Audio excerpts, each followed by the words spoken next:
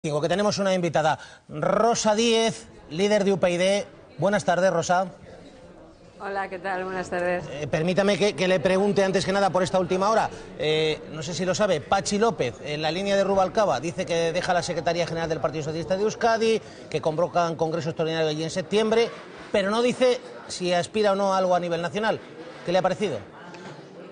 Ya, bueno, he conocido la noticia del anuncio del Congreso Extraordinario, sí. Lo demás no sé lo que ha dicho, porque no me ha dado tiempo a verlo todavía, pero bueno, pues lo que no sé si ha dicho es si se va a presentar o no al Congreso, porque Alfredo Pérez Rubalcaba sí que ha dicho que él no se va a presentar a la reelección, ¿no? Eso es lo que he entendido, ¿no? Pero bueno, no sé, creo que es un proceso... No me gusta mucho comentar las cosas que ocurren en otros partidos, así, las cosas de carácter político orgánico, pero parece que es un proceso bastante abierto, ¿no? Por contra de lo que estaba diciendo quien estaba escuchando ahora mismo, convocar un congreso en un partido político no es cerrar nada, ¿eh? O sea, que es justo lo contrario, es abrir bastante, porque las primarias las tienen que convocar, tienen el compromiso de convocarlas, pero el hecho de que hagan un congreso en el que tiene que dar gestión del fracaso, por así decir, de este resultado electoral y por tanto político, no significa, o por lo menos yo no lo entiendo así, que las primarias no se vayan a celebrar. Patxi López no se va a presentar a ese congreso, lógicamente. Una cosa más respecto al Partido Socialista. ¿Le sorprendió ayer Rubalcaba diciendo lo dejo hasta julio? Hasta julio, luego no dijo de qué año, todos imaginamos que es de este año. ¿Le sorprendió esa decisión de convocar congreso extraordinario? Qué maligno, Antonio. No, a ver, yo creo que es bastante lógico que quien dirige un partido político y ha perdido unas elecciones vaya a un congreso extraordinario y lo convoque. A mí me parece que lo más sencillo es dimitir y nombrar una gestora, que es lo que hizo Almunia o lo que hizo Llamazares. Es decir, a mí me parece, desde el punto de vista personal, me parece más cómodo dimitir y no tener que dar cuenta. Si convocas el Congreso y además anuncias que no vas a presentarte a la reelección, tienes que dar cuenta en el órgano que te ha elegido, que además te va a votar tu gestión. Yo creo que es, no sé si decir la palabra valor, pero me parece que es lo más lógico, ¿no? Tú eres el secretario general de un partido que ha tenido un resultado electoral verdaderamente lamentable en términos políticos, muy malo, y tienes que dar cuenta a quien te ha elegido. Y, en fin, luego ya es cómo preparen el Congreso o qué organicen, ¿no? Creo que el Congreso, espero que sea un Congreso, espero por interés de la política, un Congreso en que verdaderamente el Partido Socialista haga su refundación o la inicie y que sea abierto en el sentido de que no esté teledirigido en términos políticos, pero que dé gestión y que asuma la responsabilidad. Me parece que es lo normal, me parece lo normal en términos, digamos, de dignidad política. No sé si es una palabra exagerada o le puede parecer a alguien exagerado. Creo en todo caso que era mucho más fácil en términos personales cerrar la puerta y decir, mira, ahí os quedáis con una gestora y yo como que pasaba por aquí. Me parece, ¿eh? Y luego las primarias, que usted sabe que yo soy una defensora acérrima y de viejo, que dirían en mi casa, de las primarias son imprescindibles y son un instrumento, a mi juicio, imprescindible para la regeneración de la democrática. Pero el candidato de primarias tiene que tener un proyecto detrás. O sea, que no puede ser solo un envoltorio y una caja con unos lazos preciosos. Tiene que haber un proyecto, porque el candidato en sí mismo no define el proyecto. Tiene que haber un proyecto y eso es lo que tiene que definir un congreso.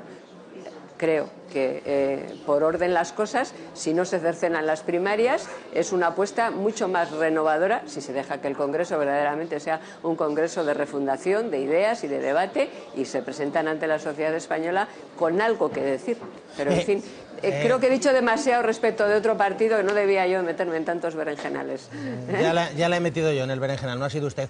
Señora Díez, ¿el bipartidismo está de verdad tocado, no sé si decir de muerte, o las elecciones y los resultados son un serio aviso, pero ya sabe usted que en las europeas hay gente que dice, bueno, me permito un lujo, me permito castigar o abstenerme?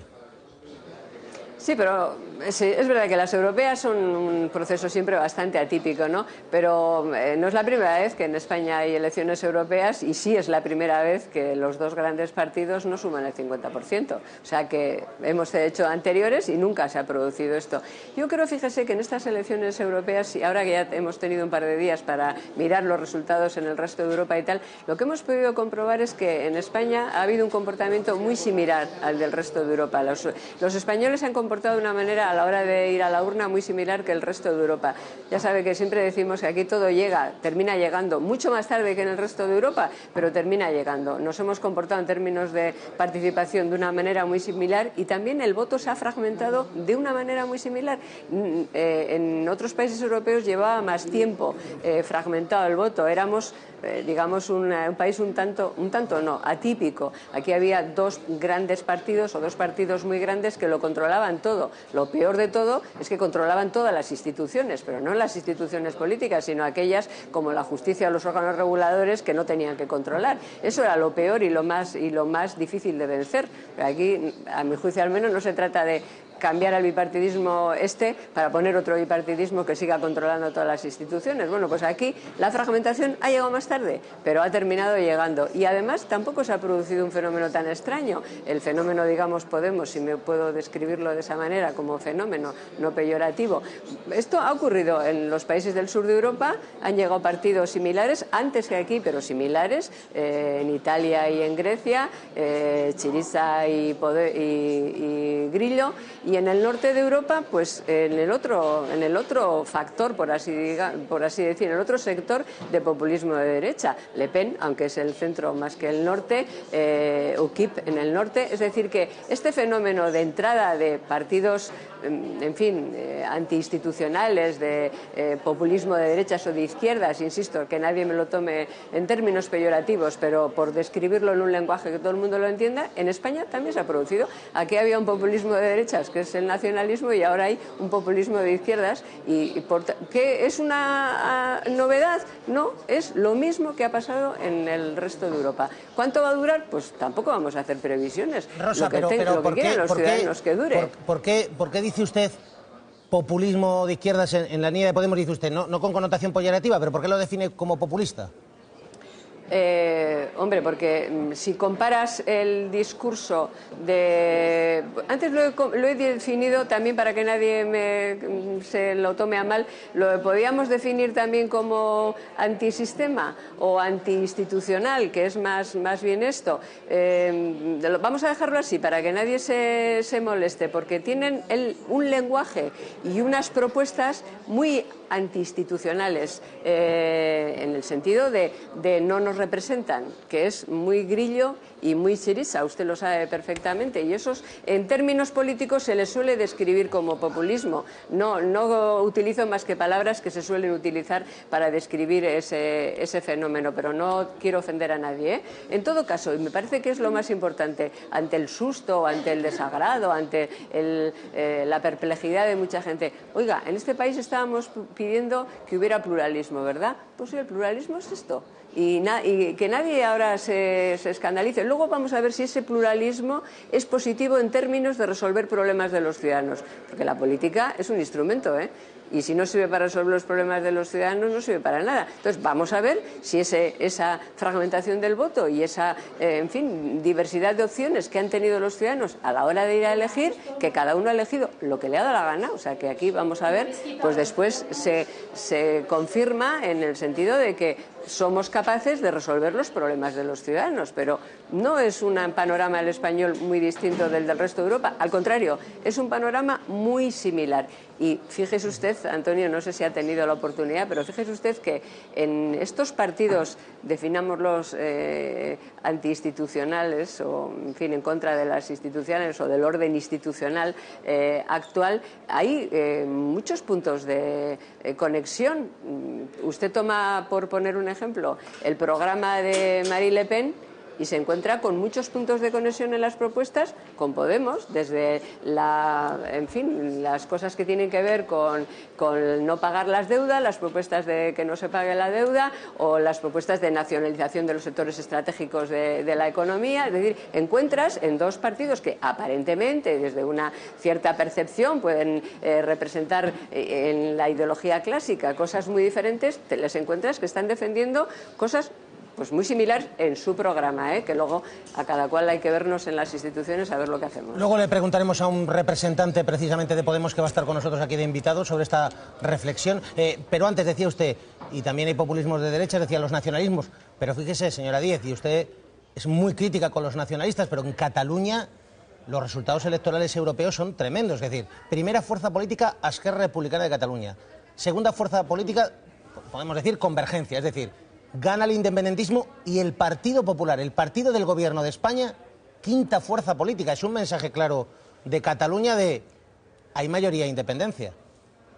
Ya, pero usted mismo, para que seamos coherentes hiladamente, ¿no? Usted mismo decía al principio, con mucha razón a mi juicio, que las europeas son unas elecciones raras, ¿no? Y que no cabe demasiada extrapolación y juicios más allá de las intenciones que en la noche electoral hacemos todos, ¿no? Respecto de por qué ha votado la gente de una manera u otra. Pero eso que usted sí destaca ahora, y además es verdad que en Cataluña los partidos nacionalistas fundamentalmente han hecho una campaña muy como si fuera unas elecciones autonómicas, ¿no? Una campaña muy con el discurso, en fin, de lo propio, de lo que hoy está en debate en Cataluña, ¿no? La defensa o no de levantar fronteras dentro de nuestro propio país, de España. Es verdad, ¿no? Y en ese sentido podemos decir que los nacionalistas, ya sea independentistas o no, pues han conseguido ser primera y segunda fuerza, aunque se hayan alternado, pero han conseguido ser lo que ya eran. Quiero decir que no es ninguna sorpresa, ¿no? Quiero decir que la sorpresa en Cataluña hubiera sido que hubiera ganado el Partido Popular o que hubiera ganado el Partido Socialista, ¿me entiende? No, han ganado los nacionalistas como si fueran unas elecciones autonómicas, aunque se hayan alterado entre ellos los resultados, ¿no? Pero no, yo no le veo al resultado de Cataluña ningún dato sorpresivo. Tengo mi opinión respecto del resultado y estas cosas como de cualquier otro lugar de España, pero es bastante normal, ¿no?, lo que ha ocurrido en Cataluña, creo yo, vamos. ¿Y usted cree que con los resultados de este fin de semana, porque el PP gana pero pierde, el PSOE, bueno, pierde y pierde, hay quien dice, bueno, pues el Partido Popular en el gobierno ahora puede replantearse las políticas de ajuste, suavizar... ¿Usted cree que eso sea posible? Porque por ejemplo, permíteme un momento... Laura López, Fondo Monetario Internacional está hoy en España y le acaba de insistir al gobierno, le acaba de decir al gobierno que tiene que facilitar las rebajas de sueldo, subir los impuestos indirectos, es decir, que siga en la línea del ajuste. Que sigamos en la línea del ajuste, aunque dice que España ha superado el bache y que a medio plazo seguirá la recuperación. Nos dice que para que se traslade al mercado laboral es importante quitas a la deuda en las empresas que son viables, liberalizar servicios, reducir la regulación interna y, atención, eliminar esa brecha que hay entre los contratos indefinidos y los contratos temporales. Además, aboga por subir impuestos para hacer frente al déficit y la deuda. Rosa Díez, ¿qué le parece el mensaje hoy mismo aquí en España del Fondo Monetario Internacional? En el fondo le está diciendo al gobierno, no te despistes a pesar del resultado electoral. ¿Qué cree usted que va a hacer Rajoy?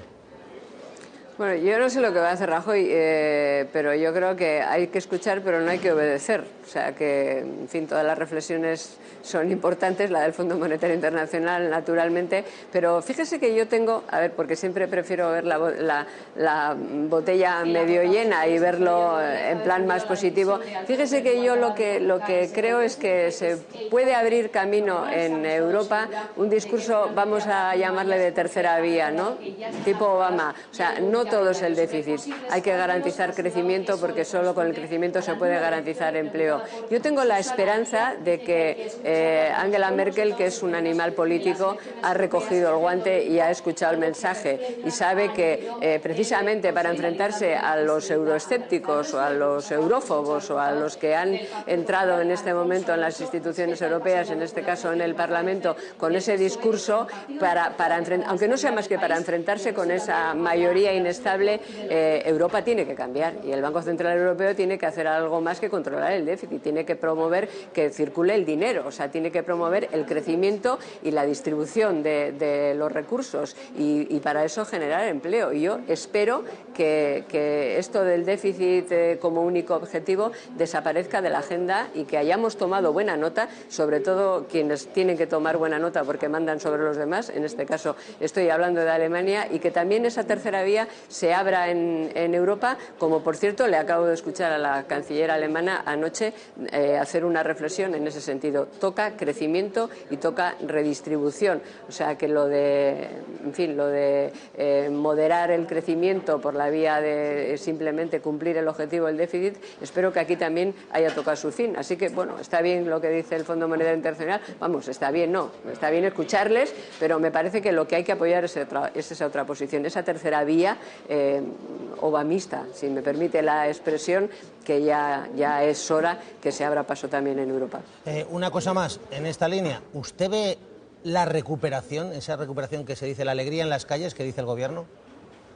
Pues no, francamente no. ¿Quién la ve? ¿Cómo se puede hablar de alegría en las calles cuando...? No, el Gobierno dice que la ve, pero no la ve. Y que se siente. No. Sí, bueno, en fin, yo creo que eso es un poco insultante, ¿no? A mí me parece que es insultante. O sea, una cosa es que la desees y otra cosa es que digas que la ves, porque realmente, ¿cómo puedes ver alegría en las calles si hay 6 millones de personas en paro y 2 millones de hogares en los que no entra ni una sola ayuda de desempleo y un 55% de jóvenes que están en paro y 1 de cada 3 niños que vive bajo el umbral de la pobreza? Es decir, que, a ver, que todos estos datos, estos números que yo he utilizado en esta respuesta rápida tienen nombre y apellidos. O sea, no hay, creo que, razones para la alegría. Yo creo que hay muchas razones para la preocupación y luego, una vez analizada la realidad, lo que tienes que hacer es tomar decisiones. A mí lo que más me preocupa de lo que dice el Gobierno y el Partido Popular de la alegría que ven en las calles no es que haga que sea una propaganda que realmente es ofensiva para los ciudadanos. Lo que me preocuparía es que se lo creyeran, porque si uno no diagnostica bien los problemas es que no toma las decisiones adecuadas para resolverlos. Eso es lo que me preocuparía, que se lo creyeran. O sea, que además de hacer una propaganda un tanto infame, porque es, insisto, un poco ofensiva para la gente, pues terminará creyendo que eso es verdad y, por tanto, pues siguiera en la línea. Espero que no le dejemos seguir en la línea. Espero que Angela Merkel no le deje. Yo, desde luego, voy a hacer lo que pueda desde aquí para no dejarle, pero a ver si también la señora Merkel ha tomado nota y cambia de posición, pues seguramente que le va a afectar a Mariano Rajoy más que lo que le puede afectar el discurso del Fondo Monetario Internacional. Empujaremos lo que podamos. Rosa Díez, líder de UPyD, gracias por el esfuerzo y estar esta mañana aquí con nosotros en Al Rojo Vivo. Un abrazo. Gracias, encantada, adiós. Un abrazo. Bueno.